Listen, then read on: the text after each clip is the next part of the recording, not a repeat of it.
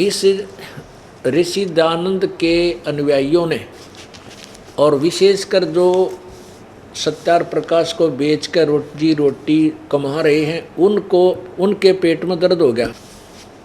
अब दयानंद जी के जो अनुयायी हैं विशेषकर वो जो सत्यार प्रकाश को बेच के अपना काम चला रहे हैं और वेदों को बेच करके अपनी दुकान चला रहे हैं, या फिर सत्यार प्रकाश की महिमा बताकर दुनिया को अपने पीछे लगा कर महर्षि आचार्य गुरु पद पर विराजमान है, उनको समस्या आ गई कि ये तुम्हारे चेले सब भागेंगे और तुम्हारी दुकानें बंद होंगी। तो उन्होंने ये क्रोथा कांड करवाया और राजा और प्रजा को भ्रमित कर दिया कि वहाँ सतलोक आश्रम क्रोथा में ऐसा बुरा कर्म होता है, वहाँ तो ऐसा होता है, बहन बेटियों की इज्जत लूटी जाती है, पता नहीं, क्योंकि इनका ज्ञान खत्म हो गया और जनता को भ्रमित करना इनका मुख्य उद्देश्य बन गया कि तुम्हारे ज्ञान की पोल खुलेगी, तुम्हारे अज्ञान की पोल खुलेगी और जनता तुम्हें थूक क्या करेगी, धक्का रहेगी, तुम किस सोए पड़े थे, इस ज्ञान को हमें बांट रहे थे। ये ऐसा शास्त्र, ये सत्यार प्रकाश जिसमें कोई सत्य नाम की चीज़ नहीं, पूरा वेद विरुद्ध ज्ञान भरा है। तो इन्होंने ये सोचा कि रामपाल को तो मार दो और आश्रम न उजाड़ दो, इतनी अफवाह फैला दो कि इनके शिष्य भी इससे दूर भाग जाएं। इन्होंने अपना पूरी कोशिश की। हरियाणा का मुख्यमंत्री भूपेंद्र सिंह हुड्डा जी, ये भी आर्य समाजी, इनका खूब दाव लग गया, इसको भ्रमित कर दिया कि वहाँ पर ऐसा गंदा कर्म होता है, ऐसा होता है। न्यों ना बताया कि हमारी खाल तार दी, हमारे अज्ञान की पोल खोल दी रामपाल ने, वह ना बताई। अब आई सामने सब कह, ये सच्चाई अब ऊपर आकर रहेगी, इसको कोई रोक नहीं सकता। इनने तो अपने कर्म बिगाड़ लिए, अपने भाग फोड़ लिए, संतों और भक्तों को सता करके और परमात्मा का विरोध करके। ये कर कुछ नहीं सकेंगे, परमात्मा के सामने इनकी कोई अस्तित्व नहीं है, इनकी बिरान माटी होगी।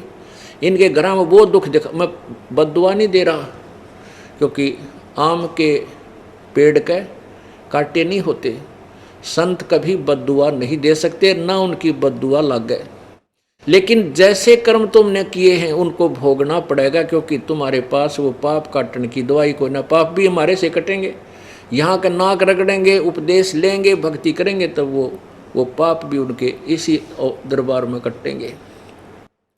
तो उन किए हुए कर्मों का भोग इनके ऊपर इतना भयंकर होगा, आपके सामने दिखा दूंगा। जो ये जिन हमारे साथ विरोध किया है और परमात्मा के मार्ग में बाधा की है, उनकी वो दुर्गति होगी, दुनिया सामने उंगली टेक टेक कहा करेगी इन्होंने वो जुल्म किए थे, आज देखो इनके घरों में क्या हो रहा है। इनने पाप इतना कर दिया, मतलब ये दास ना बद्दुआ दे रहा है, ना इनको को श्राप दे सकता, ना श्राप मारा लाग गया किसी का, क्योंकि आम के पेड़ का कांटे नहीं होते, फल ही फल होते। तो संत बद्दुआ नहीं देते। आम के पेड़ पर टंग के को वैसे गिर कर टांग तोड़वा ले, वह बात दूसरी है। शराबी चढ़ जाए, ऊपर पड़ जाए नीचे, वो आम का दोष नहीं, वो उसके अपनी ही लापरवाही से ही चोट खाएगा। तो हमारा वाद विवाद चला था 2003 में, सन 2003 में आस्था चैनल पे ये प्रचार शुरू किया था हमने, हमारे भक्तों ने, तो जिसमें इन सब की पोल खाल उतरे थी इनके अज्ञान की। तो इन्होंने इतना विरोध कर दिया, सभी नकली संतों ने, ऋषियों ने, आर्य समाज के प्रधानों ने, वो हमारा बंद करवा दिया आस्था चैनल से। और फिर इनको पता लग गया कि तो थारी खाल उतर गई, तो 2004 से ये सक्रिय हो गए। 2003 से ही लोगों को भ्रमित करने लगे, वहाँ गुंडागर्दी होती है, सतलोक आश्रम में ये होता है। अब बड़ी जनता वहाँ तक तो आवा नहीं थी, उनकी बातें सुन सुनकर भ्रमित होगी। और फिर यही जो कर्म इन्होंने, जो जुल्म अब 12 जुलाई सन 2006 में किया और करवाया आर्य समाज के नेताओं ने, ये आर्य समाज के जो आर्य प्रतिनिधि के नेताओं ने, ये 2 जनवरी 2005 को करना था। उसमें हमने इनके इस दुष्कर्म के ऊपर इस सम्मेलन का जो है कोर्ट से स्टे ले लिया था, जब तक ये बच गया था। फिर इन्होंने बाद में मुख्यमंत्री जी हरियाणा का आर्य समाजी आ गया, इसको भी इन्होंने मूर्ख बना दिया इसको भ्रमित कर दिया कि वहाँ ऐसा होता है, वहाँ ऐसा होता है, तो गुंडा आदमी है, गुंडे वहाँ गुंडे रखता है, औरतें जाती हैं तो फिर राजा और प्रजा को भ्रमित करके वो अन्याय करा दिया। लेकिन हम ना किसी का विरोधी हैं, हम अपने अपने परमात्मा के सहारे ऊपर उठेंगे और एक दिन दिखा देंगे सच क्या है और झूठ क्या है। हम किसी को बद्दुआ नहीं दें, ना हम किसी का बुरा सोच भी नहीं सकते, करना तो बहुत दूर की बात है। अगर हम किसी का बुरा सोचते हैं तो भी हमें पाप लगता है, क्योंकि हम किसी को मान ले बद्दुआ दें या उसका विरोध करें तो क्या हम भगवान से बड़े हो गए कि हम भगवान के उनके जो कर्म में है, भाग में है, उसको हम नहीं टाल सकेंगे, क्योंकि वो भगवान का लिखा हुआ। हाँ, उनके पाप कर्मों को टाला जब जा सकता है जो भगवान के उस मंत्र से जुड़ जाएंगे, कोई भी हो। तो इसलिए हम परिचित हैं कि हम किसी के कर्म में बाधा नहीं कर सकते, बुरे हो सकते हैं। मान लीजिए किसी के भाग में राज्य है और हम सोचें उसके राज ने ख़त्म कर दिया, फिर हम तो भगवान से बड़े हो गए? नहीं, जब तक उस जिसके भाग में जो वस्तु है वो मिलेगी, और जब पुण्य कर्म क्षीण हो जाएंगे या बैटरी डिस्चार्ज होएगी, फिर आप पड़ा पड़ा रोएगा वो व्यक्ति, कोई भी है चाहे। तो वो दुखों का जब दौर शुरू होगा तब उसको याद आएंगे अपने किए हुए कुकर्म। तो हम इस परमात्मा के विधान से परिचित हैं, हम किसी की विरोध नहीं कर सकते किसी भी मार्ग में। हाँ, हम अपना पक्ष अवश्य पेश करते रहेंगे। जैसे हम परिचित इस ज्ञान से कि जैसे कंस को आकाशवाणी होगी कि तेरी बहन की 8वीं संतान तेरी मौत का कारण होगा।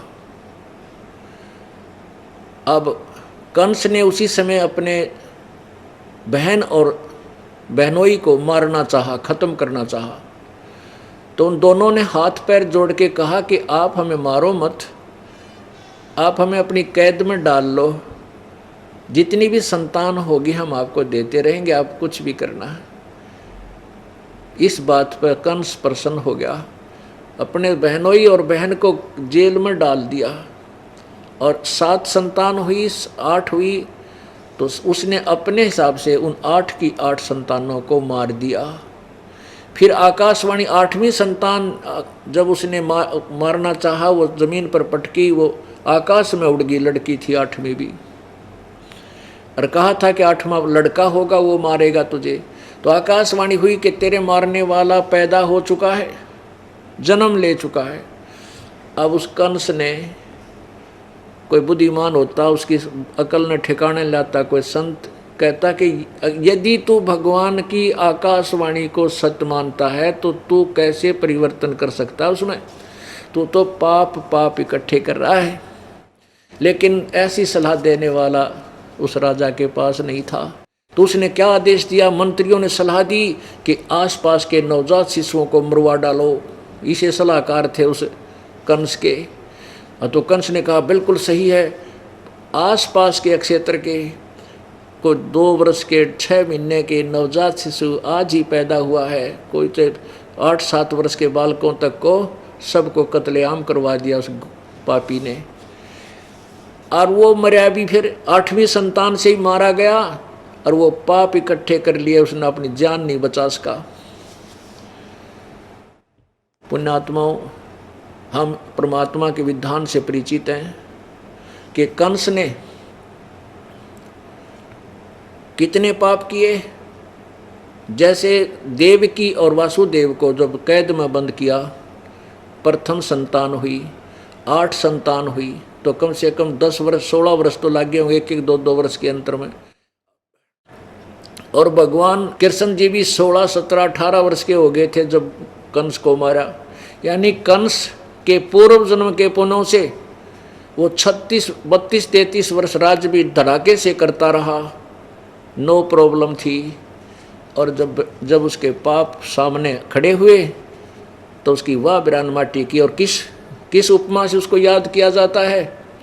उस कंस को सर्वविदित है, एक राक्षस की पदवी को प्राप्त करके गया और पाप इकट्ठे कर गया, और उसको बदल नहीं सका विधान को। भगवान का विधान था कि तेरी मृत्यु होगी 8वीं संतान से, और उसको एक तरफ से आकाशवाणी को सत्य मान रहा है, फिर भगवान से बड़ा मान लिया अपने आप को उसने कि मैं ऐसे कर दूंगा मेरी जान बच जाएगी। ऐसे जब भगवान ने कह दिया तो फाइनल है वो। प्रार्थना करते रहना चाहिए था, हाथ जोड़े बैठा रहना चाहिए था, भगवान कब सी आओगी मेरी मौत, उससे पहले मैं कोई पुण्य कर लूँ, अच्छे काम कर लूँ। लेकिन नहीं, संत बिना ये ज्ञान मिला कहाँ से। तो पुण्यात्माओं, ये पाप अक्षमा नहीं होते। तो ये जो विरोध हमारा किया गया, इस दास ने समाचार पत्रों में ये सब कंप्लीट इनकी फोटो कॉपी लगा दी कि दयानंद ये कहे और वेद ये कहते हैं। और दयानंद खुद कहता है कि वेद जो है इसमें सत्य ज्ञान लिखा है। ये देखिएगा, ये यजुर्वेद, ये देखो, वेद सब सत्य विद्याओं का पुस्तक है, महर्षि दयानंद। अब ये तो ये ठीक बोल रहा है कि वेद में जो लिखा वो सत्य है, और सत्यार प्रकाश में क्या लिखा फिर वो असत्य है।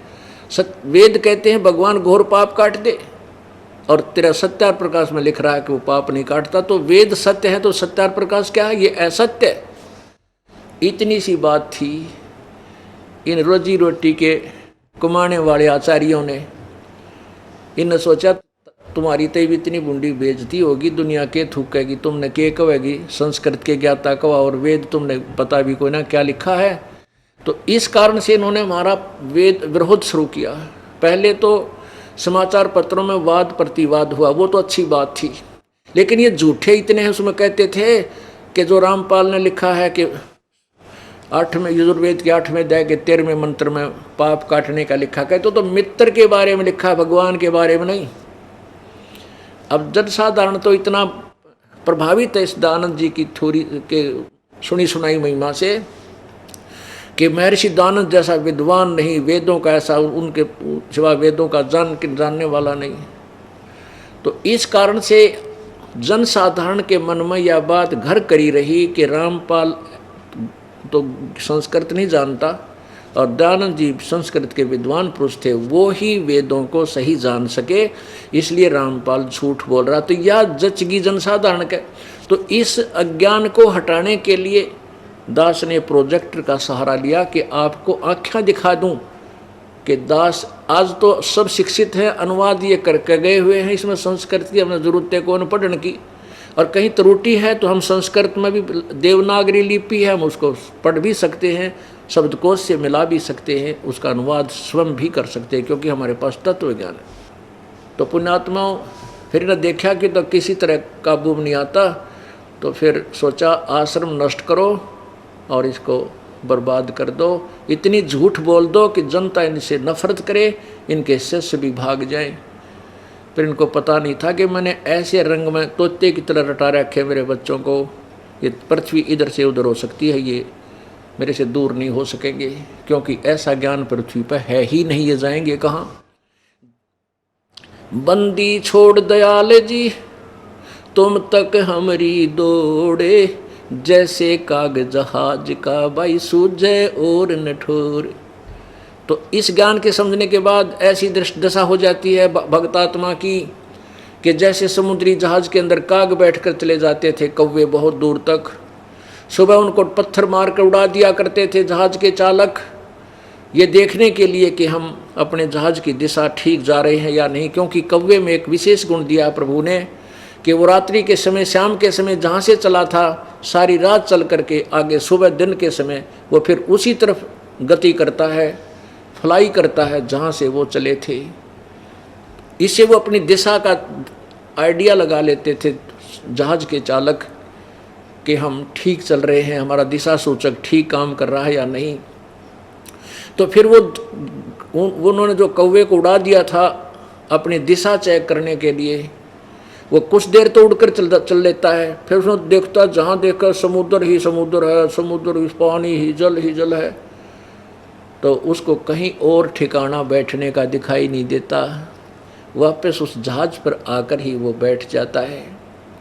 तो ऐसे परमात्मा कबीर जी कहते हैं कि जब आपको ये तत्व ज्ञान हो जाएगा, जब आपकी आत्मा से पुकार ये ऐसे निकलेगा कि हे बंदी छोड़ दयाल जी तुम लग हमरी दौड़, और जैसे काग जहाज का अब सूझ जाए और निठोर। पहले से ज़्यादा शेष हो गए और पुराने वाले ज्यों के तो 100% परमात्मा के चरणों में बैठे हैं, और पहले से बड़ा आश्रम बना दिया बच्चों ने।